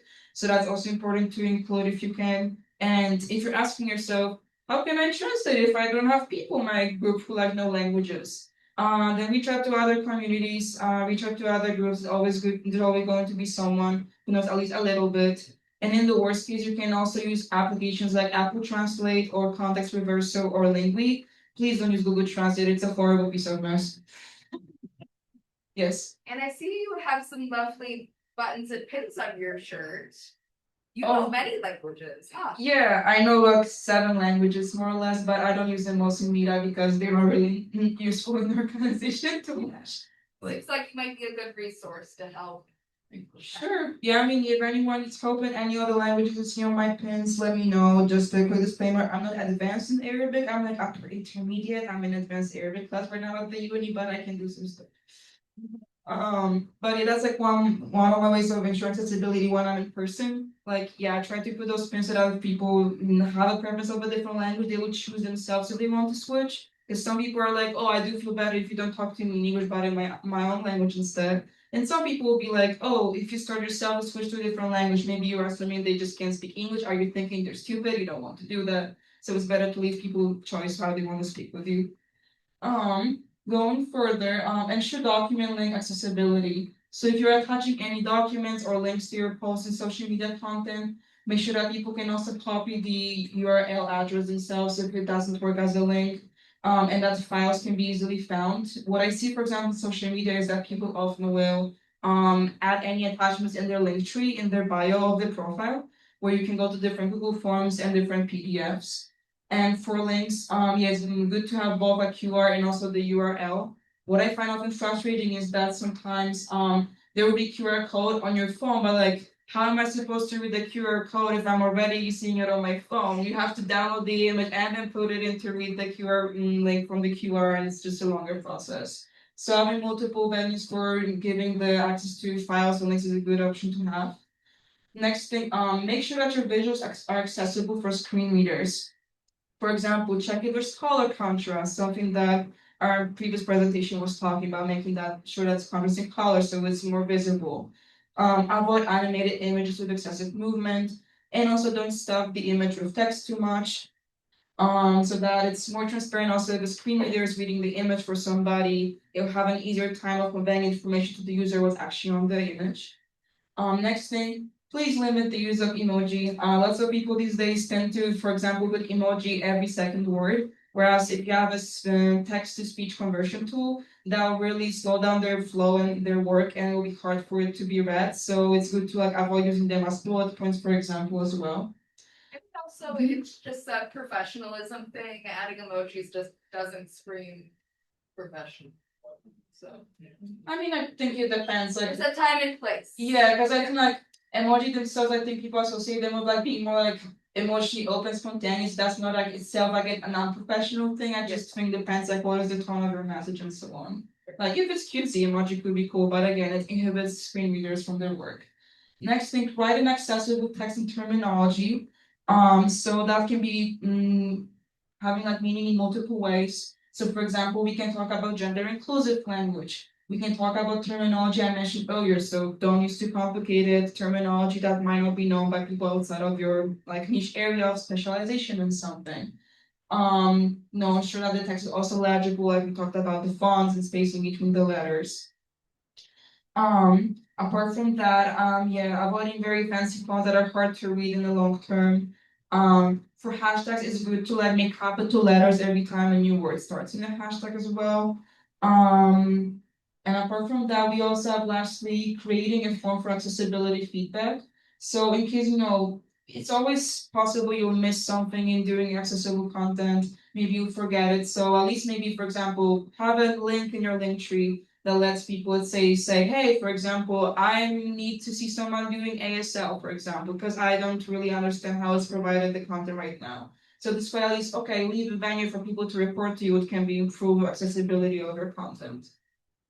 I also saw that you were already doing something accessible here. So for people with ADHD or dyslexia or any learning or processing disorders, like creating some sort of visual separation between like a majority of the text and what's actually really important by bolding it or making these all caps while everything is normal, like those kind of separation can really help things stand out for people where it might be hard to differentiate what's actually important. And that's also why I made like the break between the different like bullet points with like red lines Yeah. instead. Originally I wanted just to make everything on like separate line with like their own bullet point, but then I realized I would not fit it on the slide. Yeah, So at least I divided them by color. great. That visual separation is good for our brains. But yeah, I think that's mainly it for this slide. Does anyone have any questions, comments for this part? Going one, going two, going three, okay. Yeah, sure. Okay. Okay, so so now we'll be switching to topic of digital repression. So what is even that term in the first place? So according to American Association for the Advancement of Science, digital repression refers to action directed at a target to raise the target's cost for digital social movement activity and or the use of digital or social media to raise the cost for social movement activity. So basically make it harder for you to show your content and messages to some specific audiences you're targeting. And who is this usually done by? Who digitally represses people? Like companies? My first idea I'm thinking of, I can think, for example, about Meta. Meta. Yeah, recently, like since they own the most popular platforms for social media communication, they also have lots of power to decide like how your content is going to be shown. I've seen like lots of, for example, people who are activists in different human rights topics. They get their content, for example, shadow banned. We'll talk about it more later. But it means that you don't see that your content is not like reaching other people, that the algorithm is blocking it. Or let's say more direct example, I can think of like censorship sometimes, which is that, if you're reporting, hey, this person called me a racist slur, it's freedom of speech. Then suddenly it's like, you're just using cisgender to refer to people who have same gender identity as they were assigned to at birth.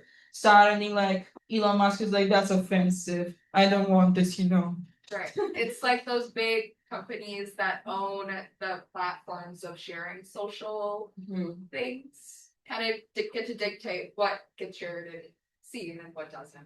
Yeah. Right. Okay. Yeah, we've seen that a lot also with like the videos for Palestine. Lots of people who are asking for mutual like aid fundraisers often had their content blocked or removed too. Yeah. Okay. So yeah, as we've already started talking about it, what are the different ways that digital repression can look like?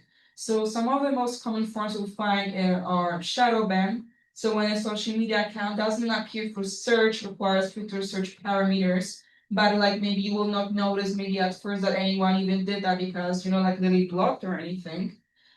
Second option, super sneaky. Yeah. It's kind of like equivalent of when you talk to someone in direct messages, but like you do like restrict instead of like block them so they don't know they cannot text you kind of. Yeah. Second option are blacklistings, which means associating individuals in an individual with their online accounts to place them on a list of individuals to be avoided or doxed by reactionary groups. So yeah, like literally you just put on a blacklist like someone who should not be interacted with. And third option, flooding of hate comments. They may occur randomly or for a post from reactionary accounts. It can be targeting a specific post if it involves a well-known figure, politician especially. So again, maybe no one's like directly blocking you, but the energy and like mental health you have to spend to clear your content from all the hate comments might make you even, give up doing your work sometimes. You have people in the past who on social media had to stop their activity because they had so many hate comments and they had to remove content, they had to go off social media, they had to like give up on being like direct and honest about the content they were making just to appease the public who was not being sensible enough to properly react to it. But yeah, that is it for my part. Unless anyone has any questions or comments. Yeah, go ahead. Is there any way to like fight back against these things that happen? Like especially like the shadow ban thing, like you don't even really know if it's happening. Like it feels like something completely out of our control. Will you be covering that in the content? Yeah, so Robin will be covering that in his part, so I'll pass it on to my colleague with that. Thank you so much, Dante. I'm gonna speed through kind of the rest just for sake of time and but if people have follow-up questions, just come to me after or you find a way to reach out to me somehow. As this is, I have a direct example. I was going to blur her face, but I mean, there's a lot of visuals of this already online. But this is just a direct example of kind of like the flooding instance that I've noticed. Part of the time when I don't see any other reason for this happening than like this is my partner. So she'll just say like at the very beginning of a video or a speech that she's trans, and because of that, they just like grab onto that like identity label and they're like, oh my god, so she's trans, it's automatically like an invalid speech. It's like, oh, so she's just like all of those really derogatory things people say. I don't need to repeat, but if some people very commonly just cling on to one part of somebody's very public identification, and in this case, it's something that Rachel will focus on because it's just really important to her to have her own representation in speeches and in the grassroots movement. But it was like particularly on Facebook where I noticed like there was just all hate comments pretty much. And like just on Facebook about that and ignoring everything else about the speech, or they would say something about the speech, but it's like, oh, she loves Hamas because she's trans, or like just like stuff that doesn't make sense. So and next slides talks a bit about like what we can do. I think with shadow banning, in particular, there's less, I think, tools to our like exposure that we could do about shadow banning besides banning or like reporting people who are trying to get that to happen to our accounts. I think it's mainly just a matter of like flooding your side of the internet with your side of the story and having that be the lead narrative. So that kind of goes into like political repression as a whole. But this was just one example of like this instance I noticed. It would only happen to Rachel, and I was like, okay, that's weird. Let me see if there's anything else. Oh, just like, not necessarily for this scenario, but there will be comments that are not asking like just a direct question about an event, or they're trying to get a debate started like immediately in the comments. I just wanted to bring that up because it's very common as well with our work. And if it's kind of unclear if they're trying to just get an answer or they just want to get a certain response from you that they could use against you.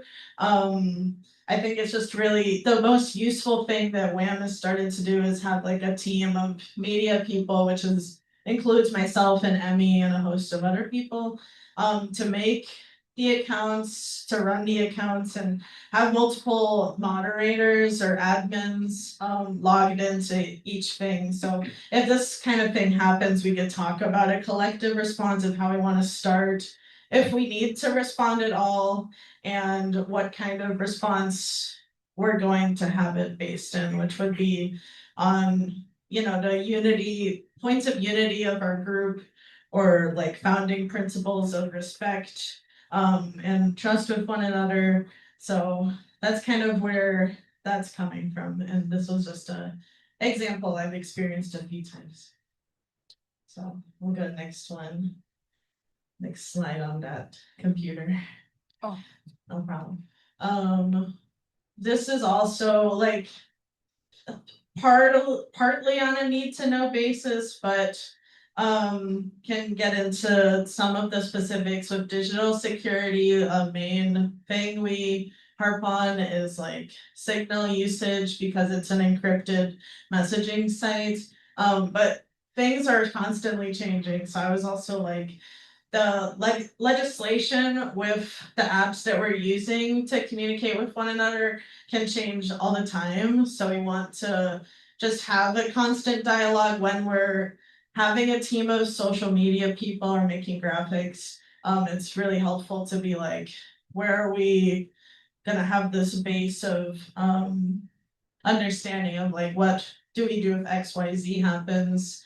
I think a lot of this information, not naturally, but does over time kind of develop and practice with people in grassroots movements. So to be like digitally secure is just to do a lot of common sense things, but also, yeah, just, I'm trying to think of the word for it. But having some things are on a need to know basis of like how your group is organizing, but a lot of times everything's like very public and you want to invite people in. So it's just kind of like writing that line of information. The next point is a little bit about like just what I've learned in the past couple of years about political repression. The two main like defense campaigns I've like witnessed and provided the help that I can provide to is with the Tampa 5 from Students for a Democratic Society. That was most of 2023. And with Alejandro Orellana's case of they put federal charges on him for helping with like a protest that was in LA against ICE raids. And their only evidence was him having face shields and water and masks and stuff in his car. And that gave them like whatever reason to raid his home. To criminalize any basic act of protest, that's starting to be a consistent trend. So the main thing I just wanted people to take away was that everyone has the right to don't talk to defense, but you always have the right to not say anything because you shouldn't.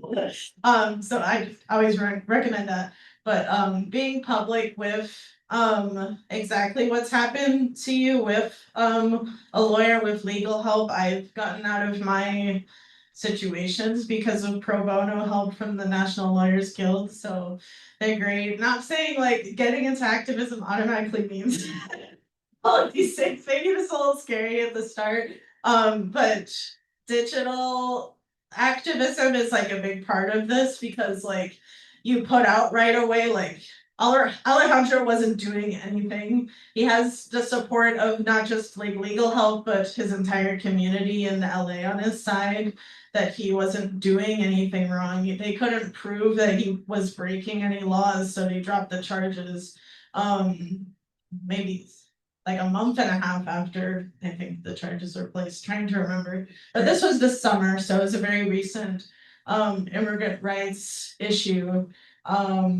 So we just know from experience, and I'm happy to share examples in the future about what community defense campaigns look like, because I've participated in that very directly myself.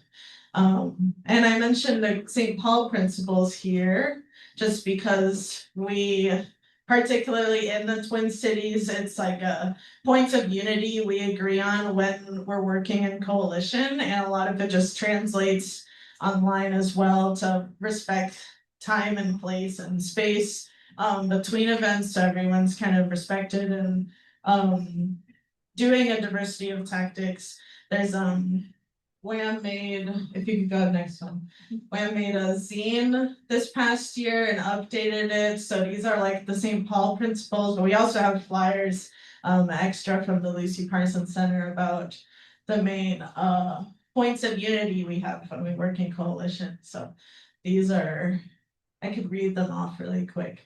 So we're like at a little bit past 4 o'clock. So I just want to leave it open for questions and resources and stuff. I feel like we've talked about these things, but I hope a lot of this makes sense. So one is solidarity is based on respect for diversity of tactics and plans of other groups. 2, the actions and tactics used will be organized to maintain a separation of time, space.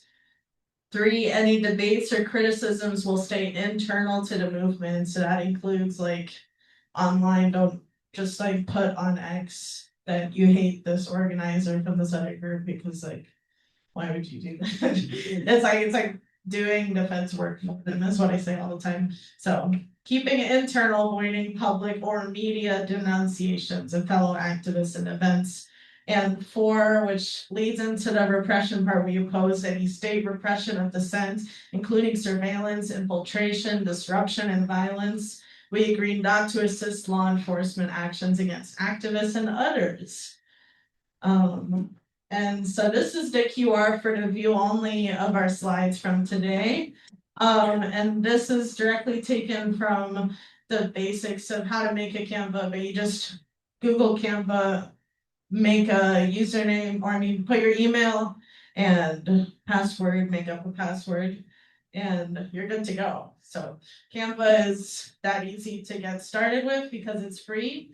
But if you are the group you work with, or if you are part of a volunteer for a nonprofit, Canva Premium is free for those organizations with the provided info.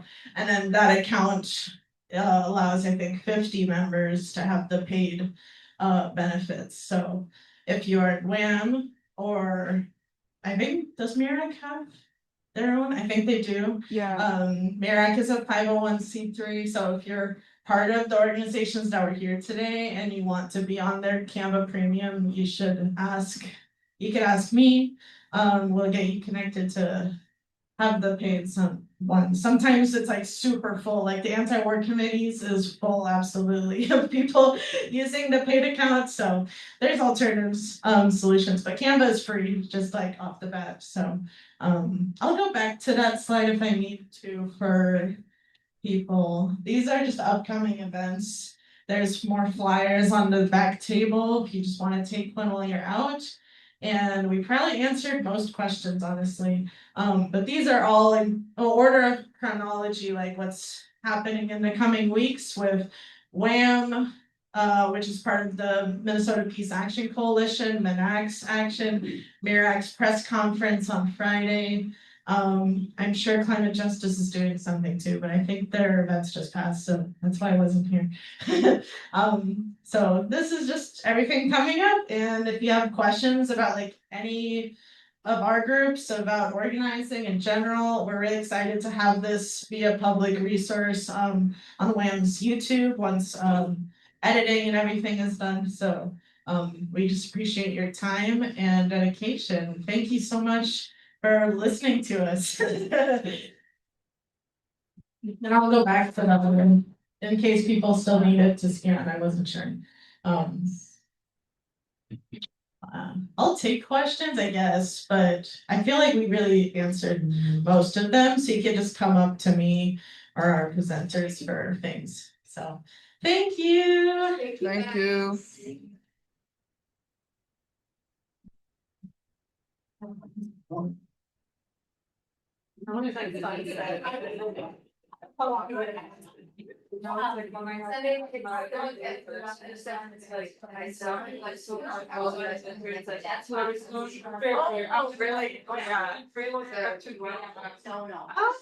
Oh yeah. And I finished like 9 to 6:30.